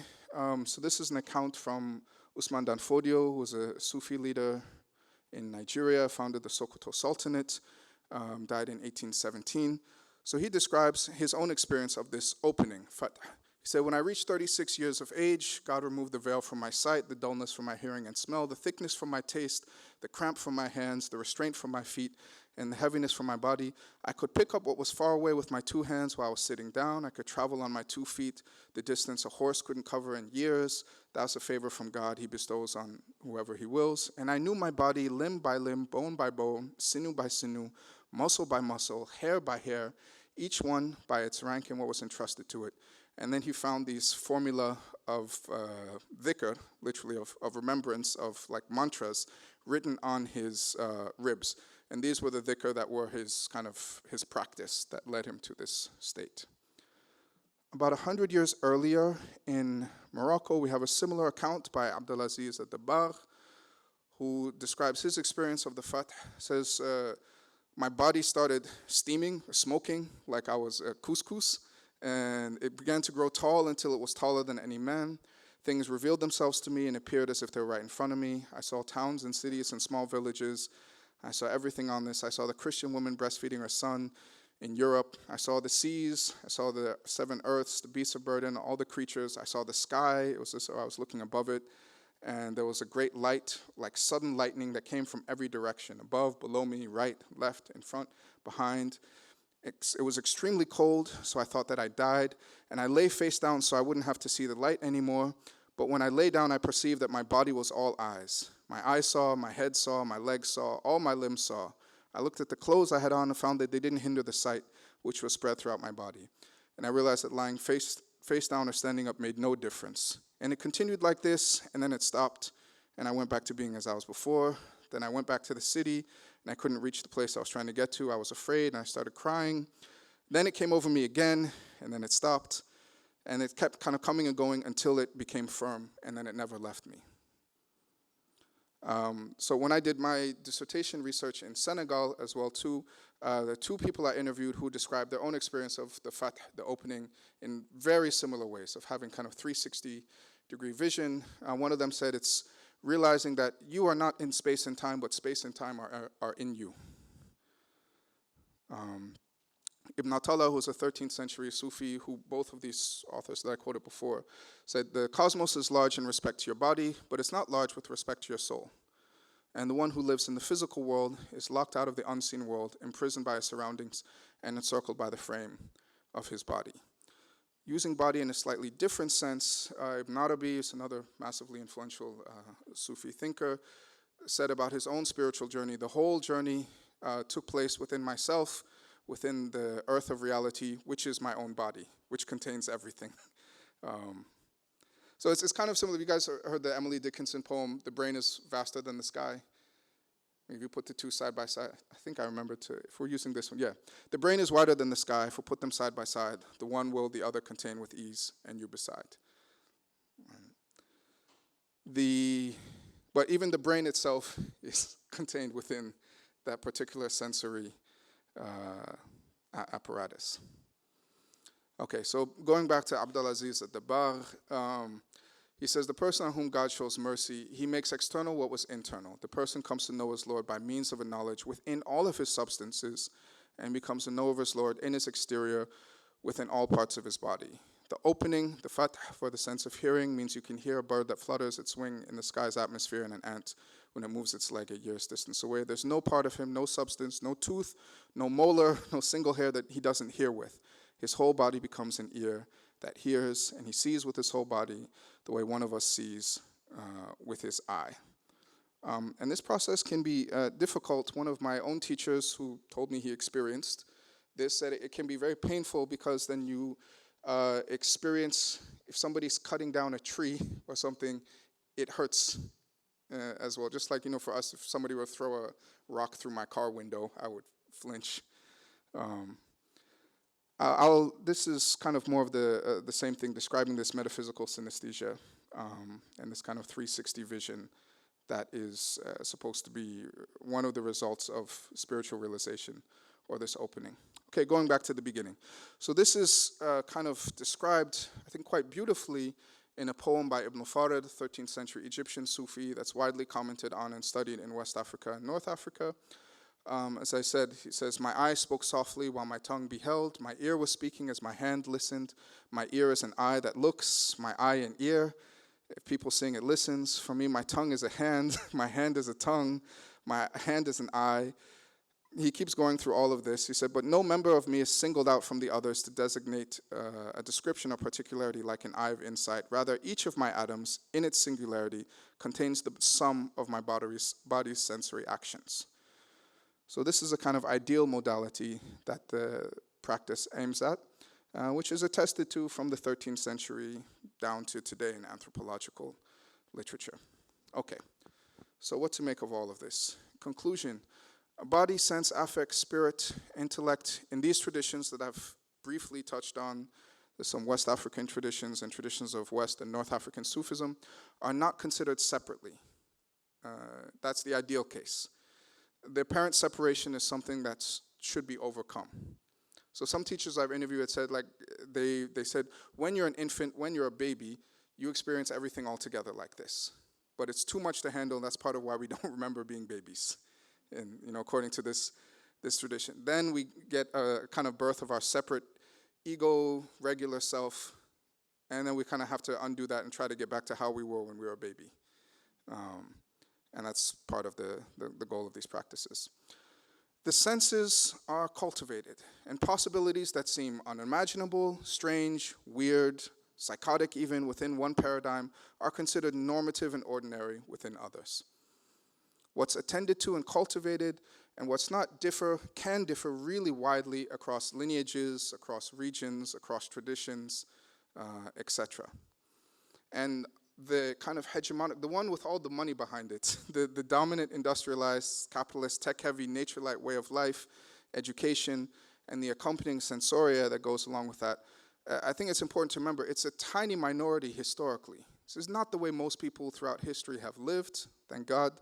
And even in the present moment, it's not the way a lot of people live. The people who pay the price for the way we live generally don't live this way, don't experience the world this way. So, for example, in Nigeria, about 41 million Sufi practitioners of Sufism, for which the things I've described are normative. But perhaps even more importantly than that, the kind of worlds we live in, they obviously affect our sensory landscape and possibilities. But our sensory landscape and possibilities profoundly shape and can transform our worlds.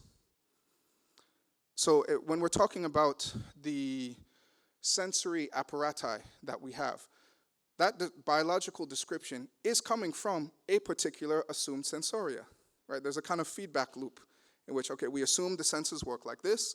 Using those senses, we apply them to understand how our senses work. If you have a different assumed cultural or whatever sensoria, your sensory apparati will be very different.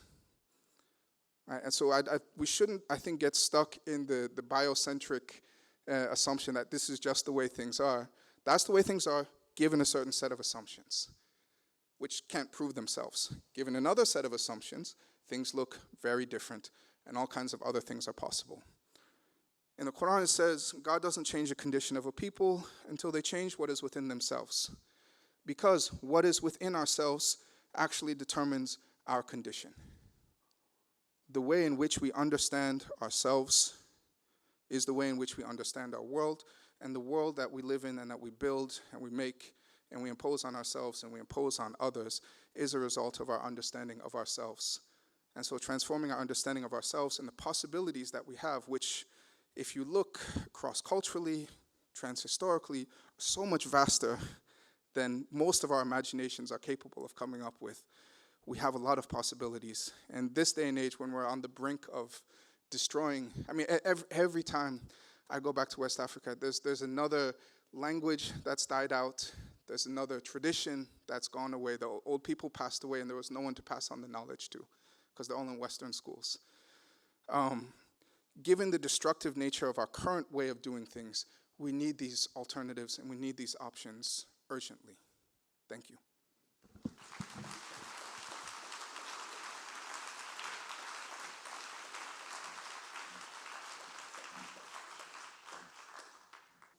All right, so we're going to begin. I'll hand it over to Casey and just remind you that you can use the QR code or the text message if you'd like for me to read your question. We'll also pass a mic around in a moment, but first we'll have a moderated discussion. Hello, can everyone hear me? Great. First of all, I think on behalf of everyone, I have to thank all four of you just for the absolutely fantastic talks. So insightful, so engaging. I want to talk to you guys all day long about everything and all the questions, but definitely want to leave room for you guys. So just quickly, just a few thoughts just immediately coming up, hearing all of your talks that just really struck me as food for thought for us collectively. Just some things that came out from all the talks together was really about the inner and outer sensing and externalizing those internal processes. Themes like collapsing this divide between emotions and the sensory experiences. Just the number of technologies we're talking about here across the board, contemplative technologies, new technologies, just trying to basically think about what does it mean sensing beyond the senses. Just really huge what we're talking about here. And then of course the culturally conditioned aspect of senses and defining our world in relation to that. So those are just some of the thoughts that kind of came up. And I just want to mention, just from each of your talks, just one thing that really stuck with me. For Mikey, just when you said care is a form of innovation, you know, and thinking about lineage, tradition, but also innovation, the need for innovation, and that care is an expression of that, just really struck me. So it's really special that you said that. And then Eve, Warriors of Compassion. I mean, that's Shantideva, right? It's just, this really sticks with you, and what does that mean? And how do we do that in today's age? How do we utilize the newest technologies to really be those warriors and not be afraid and not hold back? And then Michael, with your talk, I mean, this kind of new technology coming from a tradition, but it's also this expression of the innovation with the tulpamansi and you know, what can we explore with that? What can we find from that? It's really fascinating, and this feeling of enchanting the world is something you said that I really loved. And then of course with Oludamini, I mean, just rethinking altogether what we're talking about when we're talking about metaphysical senses, culturally conditioned senses. You know, you said this idea that we really need to rethink biocentric ways of defining the senses, and I think that's probably a central project of what we're all coming here together to do. So just really appreciate that. So I'll just ask one question and then leave it to the audience after that. Just following up from that last point, kind of rethinking the taxonomies, the definitions of the sensorium in our world today, rethinking it not just in terms of our greater, wider cultural awareness on a global scale, but also on a technological scale. On both sides, I feel like we're at a precipice, at a point where we have to completely rethink what we mean by the senses and what does that mean in terms of transformation on a contemplative level. So I would open that up, and maybe, Mikey, you're right next to me. You want to start?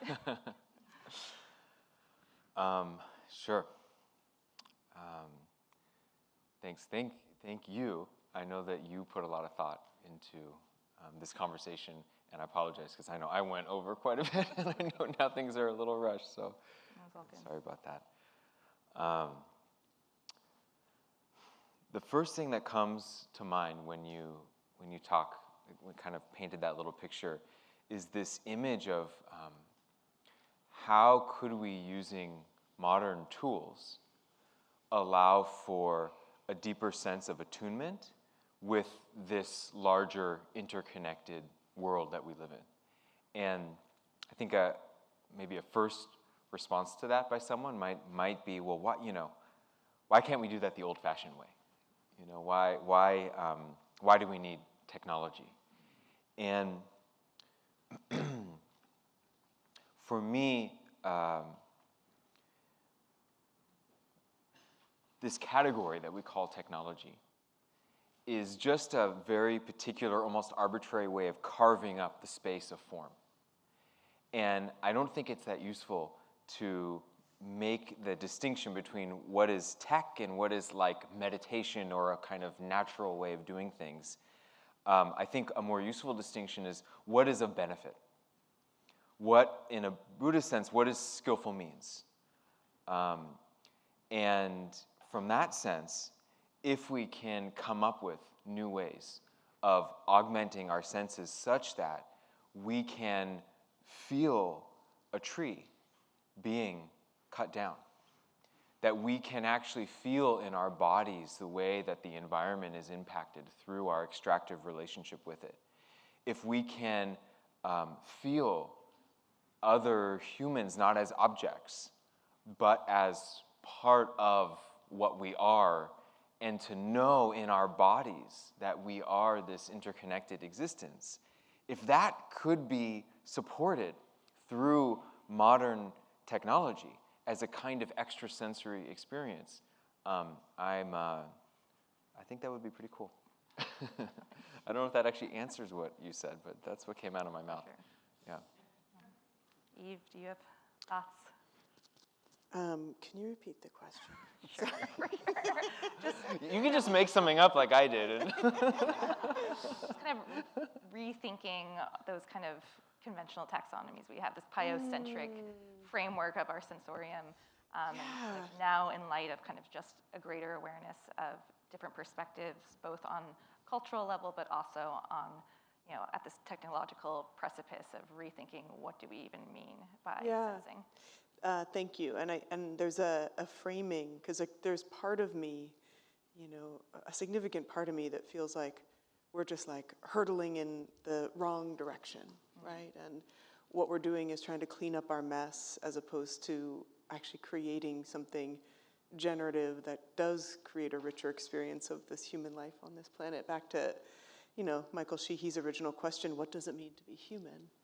And then I have happily, like another voice in my head, the passing of Joanna Macy, the activist and author and Buddhist teacher. She has such this energy of, this is an amazing time to be alive. And so when I get that despair of like, oh man, like we are really just we're losing languages, we're losing culture, we're de-skilling our own minds and bodies. And then I'm like, what an amazing time to be alive. So I just feel like I kind of try to hold both, that, that I am learning about, Sufism in West Africa, like, oh my gosh, like that wouldn't have happened 300 years ago. Like I might not have known. And that there's also this like preponderance of, kind of self-cherishing, ego-driven greed, aversion, and suffering is also there. And I'm not sure I really have an answer to your question, other than I'm really trying to hold that this is a time of beautiful opportunity, and it's a time of great danger. Michael? I was really struck by what you said about this sense of appropriateness, like learning when to listen and when to speak. I feel like that's something that my students, I really wish that I could enact in them or teach them. And it's kind of a mysterious thing what that is.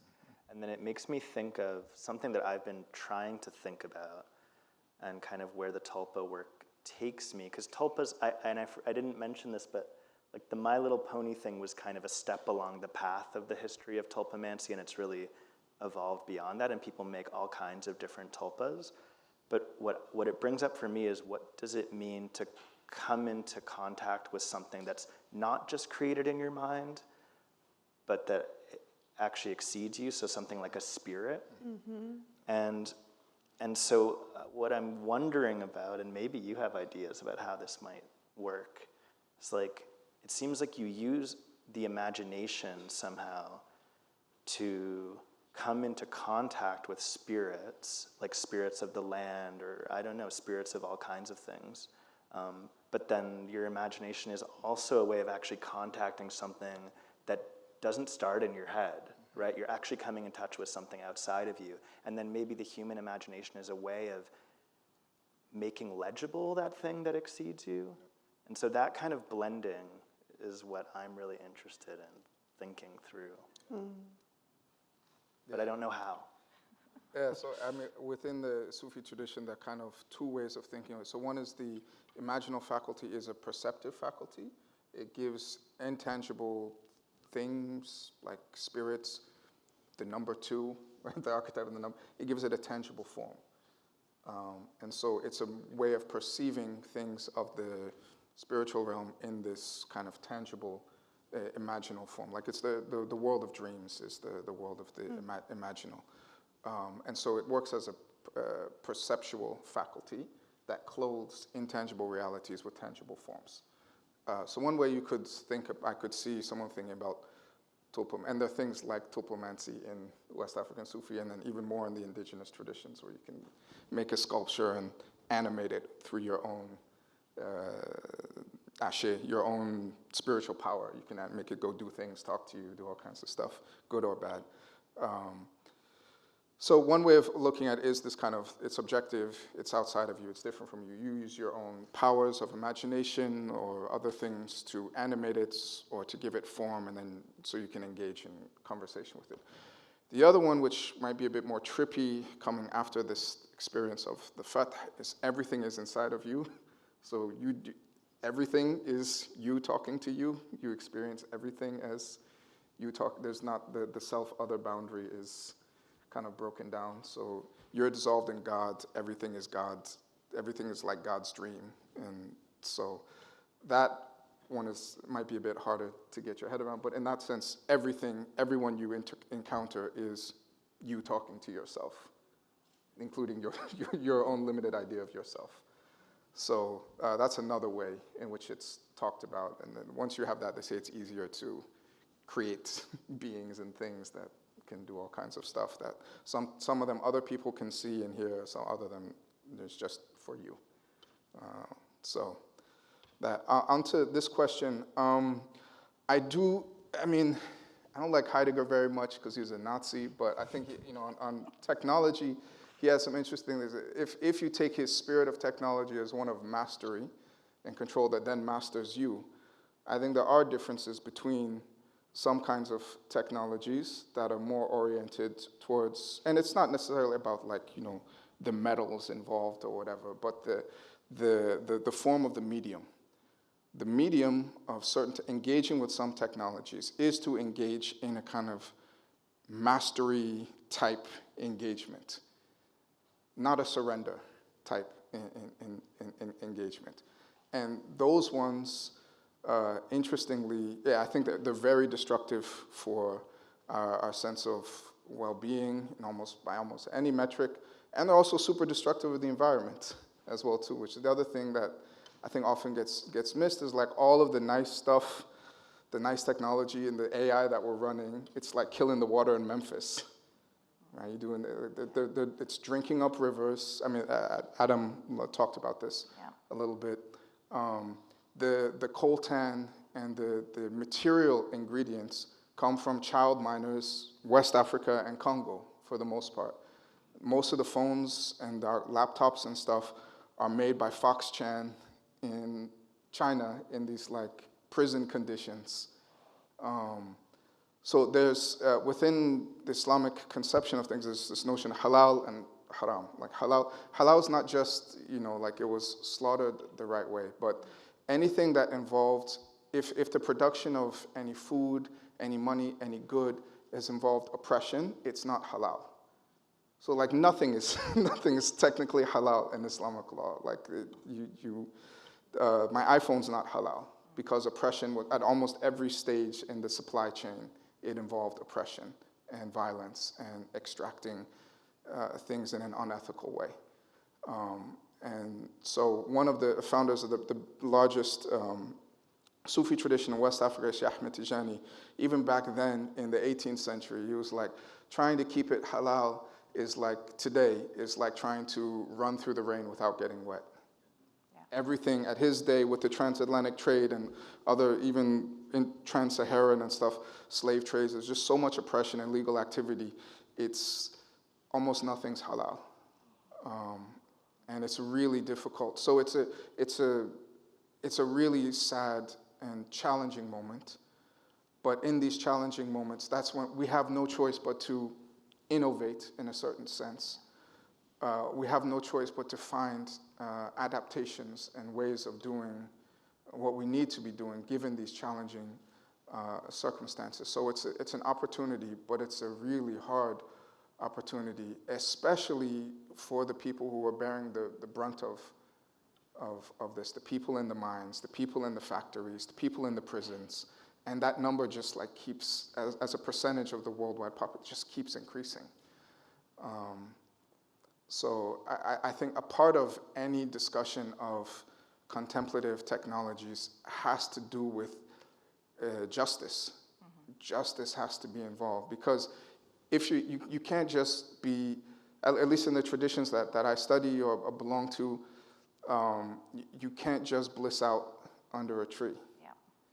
The actual opening involves a deeper connection and a feeling with all of these other things. So, I mean, you can bliss out at certain moments and things like that, but there's a price that you pay for that, and that price of experiencing that extreme bliss is the connection to everything and the feeling everybody's pain. Yeah. And so if you're really feeling that, if that's really the goal, then justice has to be a part of that. Real compassion would involve dealing with supply chains, colonial extractive procedures, all of that. Not as something like added on, but just as a natural part of, right? If my foot hurts every day, I'm gonna go do something about it. Just naturally, it's not like some add-on, like, oh, I'm gonna add on foot care to the thing that I'm doing. No, if it's paining me, it's paining me every day. So I think that's, whatever you want to call it, trying to make a more just world should be the natural outcome. But it's both, I think, a preparation towards a means of getting closer to being a good human being, but then also it should be a natural consequence of whatever contemplative practice you're engaging with, if it's real, if it's not just like, I want to, see some rainbows or something. It's a very important point. I completely agree. Yeah. I think awareness isn't always painless, right? Awareness can also include a lot of pain, and actually integrating that into our skillful means into becoming real compassionate warriors. And you have to be aware of everything, right, in order to be able to do that effectively. So I think it's a really important point for us all to keep in mind. So thank you. Thank you, guys. Audience questions. Sorry. Anybody? Oh, we got one over here. Devin? Oh, we have one here. Hey, so I've, in graduate school, I took a course on the history and philosophy of science, which was pretty mind-boggling. And then since have studied mysticism and shamanism and other traditions, and I'm just kind of wondering about just science itself, because it's based on the empirical. Yep. That's its paradigm. And so I guess my question is, in traditions like shamanism or mysticism, where the veil between this 3D world and the non-ordinary world, the ancestor world, the other kinds of worlds, can be very thin and easily crossed.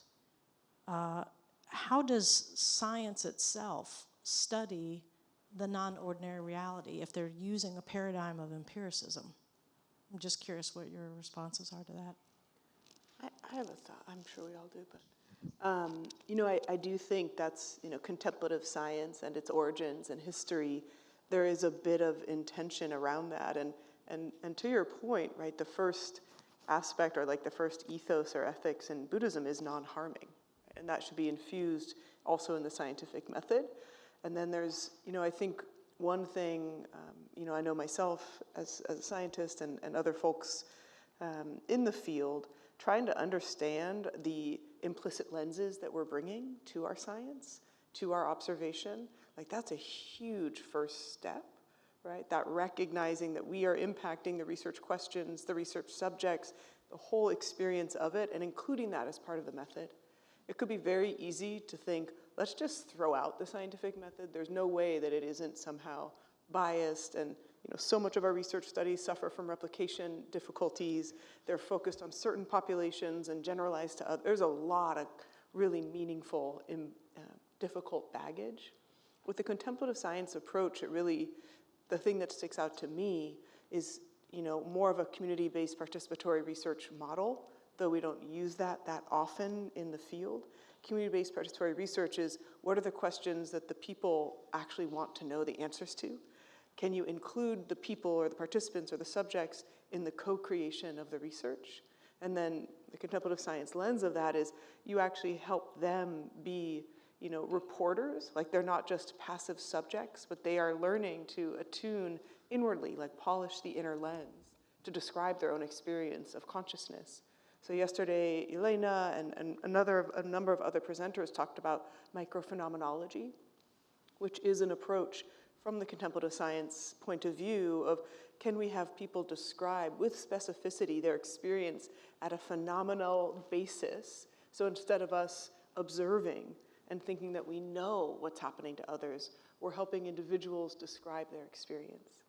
So kind of a couple lenses there. One, recognizing so much of the historical limitations of an empirical way of knowing, the colonized nature of science in general. And then the second, creating paradigms and research protocols that are more collective, right? With questions that matter to more people and different ways of knowing. And then, is it possible, especially if we're studying consciousness, which is largely the purview of contemplative science, how do we train individuals to be really good reporters on consciousness itself? That's just one piece. There's so much more to say. Great question. Thank you. I just add, if you study the history of science, like you see how constructed are boundaries between science and magic. Newton was an alchemist, right? Like a lot of the most famous quote unquote Islamic scientists that Muslims today love to be like, oh, they're great. They were also quote unquote magicians. The boundary between occult science and regular science historically is like non-existent, and so. Even empiricism is things that you engage with directly. So like all of the, whatever, shamanic or whatever categories we're throwing on this mystical stuff, that's empirical, right? You're having an experience of it. Empirical is it's just what the aperture of that experience, which experience counts, which one doesn't. That's what varies. Like science is, if you study the history of science, I think it's a great discipline for this, is you see how science changes over time. What gets called science is different in different moments, and it's different in different intellectual traditions and cultural settings. So there's not like one thing, this is science. And I think you get that. Now today we have a hegemonic understanding of what science is, which I think gives us a pretty narrow view of reality, because it's loath to admit alternatives. It's loath to think that there are alternative ways of doing science, of knowing things that are just as or even more valid than the stuff that it does. And I think that's the real difference. Generally, you had one of the reasons why Islamic science did pretty well was because it was willing to learn anything from anywhere, from anybody. So it takes stuff from China, from the Persians, from the Greeks, from whoever, and like, okay, does it work? And they'll use something, not exactly like our null hypothesis, p-value, scientific, but you try it out. Does it work? Okay, if it works, great. So the number of texts I've read of some, like Fakhruddin Razi, who's a famous Central Asian theologian, who read this text on like astral magic and was like, oh, you want to try it? And he was like, oh, it worked. I conjured the spirits of Jupiter and Mars and this, and he's like, I tried it out. It's majbour. It worked. So that kind of openness I see for various reasons, colonial and otherwise, that openness that other people might know things that we don't. There are other paradigms that might know things that our paradigm doesn't have a handle on. That kind of humility is severely lacking in, not amongst individual scientists. Individual scientists can be great, but kind of the overall discipline as a whole. And then also the tendency then to explain whatever's going on. Other traditions have their own explanatory paradigms. To disregard those explanatory paradigms and reduce whatever's going on to what makes sense in our scientific explanatory paradigm.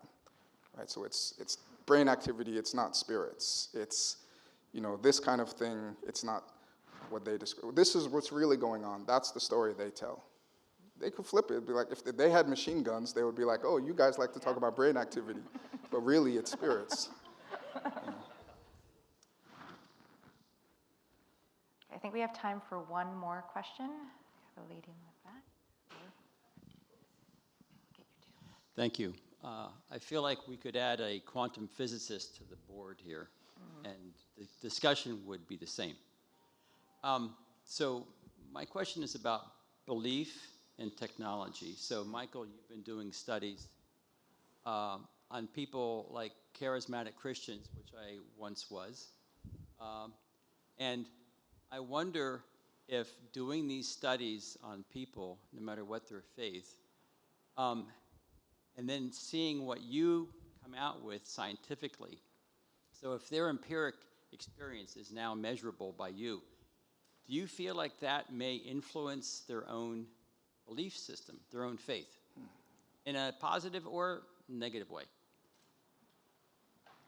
Yeah, thanks. I mean, so we're kind of struck that a lot of them they're very excited to have their brains measured. And even though, it would be easy to see it as kind of a reductive thing where it's like we're explaining away God, actually it's easy not to do it that way. And there are other ways of interpreting it. And personally, and in our research group, we're very careful that everything we say leaves open a variety of explanatory frameworks. So it's, maybe this is a way that the brain makes space for a spirit to come through. It's not necessarily that the spirit is somehow generated by activity in the brain or something.